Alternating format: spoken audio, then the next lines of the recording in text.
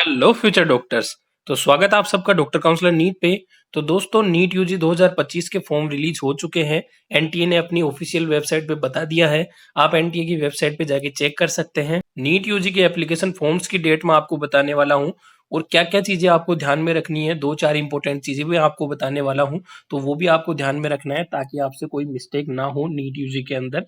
तो वीडियो शुरू करते हैं। तो देखो, ऑनलाइन जो एप्लीकेशन फॉर्म है वो 7 फरवरी से लेके 7 मार्च तक स्टार्ट है और 11:50 तक होने वाले हैं, यानी कि रात के 11:50 तक आप पेमेंट कर सकते हो और फॉर्म भी फिल कर सकते हो 7 मार्च तक। 7 फरवरी यानी कि आज शुरू हो चुके हैं और 7 मार्च यानी कि 1 महीने तक चलने वाले हैं आपके फॉर्म। फिर करेक्शन विंडो खुलेगी 9 से 11 मार्च को। तो 2 दिन का टाइम आपको मिलेगा, 2 से 3 दिन का। अब ये करेक्शन विंडो की जो डेट्स है वो आगे पीछे होती रहती है, 1-2 बार खुलती रहती है करेक्शन विंडो। पिछले साल भी 2 बार से ज़्यादा करेक्शन विंडो खोली गई थी, तो इसका कोई फिक्स नहीं है अभी। बाकी आप इसी पे मान के चलिए कि 9 से 11 के बीच में आपको करेक्शन करना है। और मेन चीज़ आपको ये ध्यान रखनी है कि आपको कोई गलती करनी ही नहीं है, जिससे करेक्शन की नौबत ही नहीं आएगी। आपको अच्छे से बिल्कुल ध्यान से फॉर्म भरना है। फॉर्म भरने का जो स्टेप बाय स्टेप वीडियो है वो हम हमारे चैनल पे रिलीज कर देंगे, आप उसको देख के भी फिल कर सकते हैं। उसमें हम सारी चीज़ें आपको डिटेल में बता देंगे। फिर बात करते हैं एप्लीकेशन फीस की। तो जो जनरल कैंडिडेट है उनके लिए 1700 रुपये रहने वाला है। बाकी ईडब्ल्यूएस और ओबीसी वालों के लिए 1600 रहने वाली है। एससी एसटी पीडब्ल्यूडी और थर्ड जेंडर है या फिर और जो भी कैटेगरी है वो 1000 रुपये रहने वाली है। आउटसाइड इंडिया वाले बच्चे हैं उनके लिए 9500 रहने वाली है। प्रोसेसिंग चार्ज और टैक्स वगैरह है वो अलग से लगने वाले हैं आपके। अनाउंसमेंट ऑफ सिटी इंटीमेशन, यानी कि आपको 25 अप्रैल को ये पता चल जाएगा कि आपका सेंटर कौन सी सिटी में आने वाला है।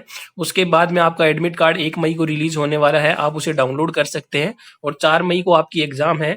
पेपर में जो बदलाव किए गए हैं इस बार वो भी मैं आपको बता देता हूं कि पहले 200 मिनट का पेपर हुआ करता था। बेसिकली देखो, कोविड से पहले है ना 180 मिनट का ही होता था और 180 क्वेश्चन आते थे।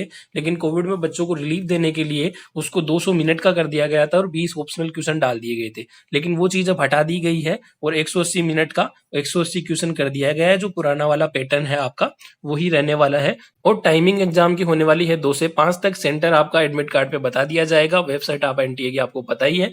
और रिजल्ट आपका 14 जून 2025 को आ जाएगा। टेंटेटिव डेट है। वैसे एनटीए डिले नहीं करती है, बहुत रेयरली डिले करती है। रिजल्ट आपका टाइम पे ही मिलने वाला है। फिर उसके बाद अपन बात करें तो सबसे मेन इंपॉर्टेंट चीज मैं आपको बताने वाला हूं कि आपको कैटेगरी सर्टिफिकेट का ध्यान रखना है। देखो, बहुत सारे बच्चे यहीं पे गलती करते हैं कैटेगरी सर्टिफिकेट से रिलेटेड। देखो, 2 प्रकार के कैटेगरी सर्टिफिकेट होते हैं अपने, यानी कि कास्ट सर्टिफिकेट होते हैं। एक तो सेंटर का और एक होता है स्टेट का। सेंटर का यानी कि आप सेंट्रल लिस्ट में जिस कैटेगरी में आते हो वो आपका सेंटर का है कैटेगरी।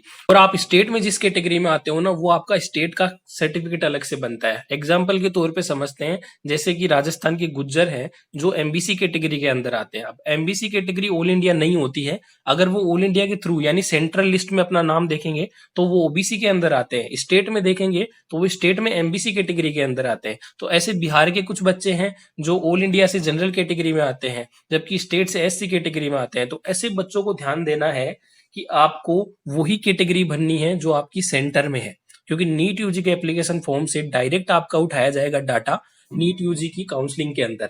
तो आपको सेंटर वाली भरनी है, स्टेट वाली नहीं भरनी है। स्टेट के एप्लीकेशन फॉर्म आपके अलग से रिलीज होते हैं नीट यूजी के काउंसलिंग के, उसमें आप कैटेगरी चेंज कर सकते हो, लेकिन ऑल इंडिया वाली में आप चेंज नहीं कर पाओगे।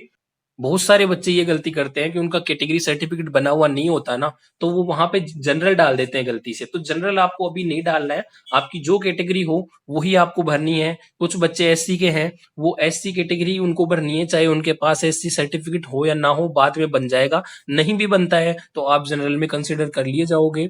और अगर गलती से आपने जनरल भर दिया तो आप काउंसलिंग के टाइम पे एससी में कन्वर्ट नहीं हो पाओगे। ये सभी बच्चों को ध्यान में रखना है कि आपकी जो कैटेगरी सेंटर में है उसी को आपको फिल करना है, चाहे सर्टिफिकेट हो चाहे नहीं हो। सर्टिफिकेट बाद में बनवा लेना, बन जाता है सर्टिफिकेट को। वैसे भी 1 अप्रैल के बाद का ही सर्टिफिकेट मांगेंगे वो, तो 1 अप्रैल के बाद का ही सर्टिफिकेट चाहिएगा। तो अभी तो आपको सिर्फ कैटेगरी भरनी है और बाद में आपको कैटेगरी सर्टिफिकेट तो काउंसलिंग में अपलोड करना होता है, यहाँ पे अपलोड नहीं करना होता। तो ये चीज आपको ध्यान में रखनी है।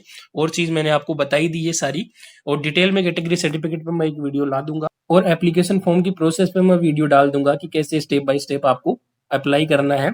और काउंसलिंग से जुड़े और नीट यू से जुड़े ऐसे ही अपडेट पाने के लिए आप हमारे चैनल को सब्सक्राइब कीजिए। नीट यूजी 2025 की काउंसलिंग के लिए जो भी गाइडेंस के प्लान है वो आपकी स्क्रीन पे दे रखे हैं। हमने प्री बुकिंग चालू कर दी है, तो जिन भी बच्चों को रजिस्टर करवाना है वो करवा सकते हैं। 30% एक्स्ट्रा डिस्काउंट आपको मिलेगा प्री बुकिंग के अंदर। काउंसलिंग के अंदर प्राइस बढ़ जाती है स्लॉट कम होने के कारण, इसलिए हम फरवरी के अंदर ही चालू कर देते हैं, तो चालू हो चुके हैं। प्री रजिस्ट्रेशन के एक्स्ट्रा बेनिफिट आपको ये मिलेंगे कि आपकी नीट यूजी के एप्लीकेशन फॉर्म के दौरान से लेके आपको गाइड भी किया जाएगा नीट यूजी के लिए, और आपको बाद में नीट यूजी की काउंसलिंग में हेल्प करी जाएगी। पूरा फुल पैकेज है ये हमारा, तो आप प्री रजिस्ट्रेशन करवा सकते हैं। तो ये इसकी डिटेल आपकी स्क्रीन पे दे रखी है। तो ये था आज की इस वीडियो में, मिलते हैं नेक्स्ट वीडियो में, तब तक के लिए जय हिंद।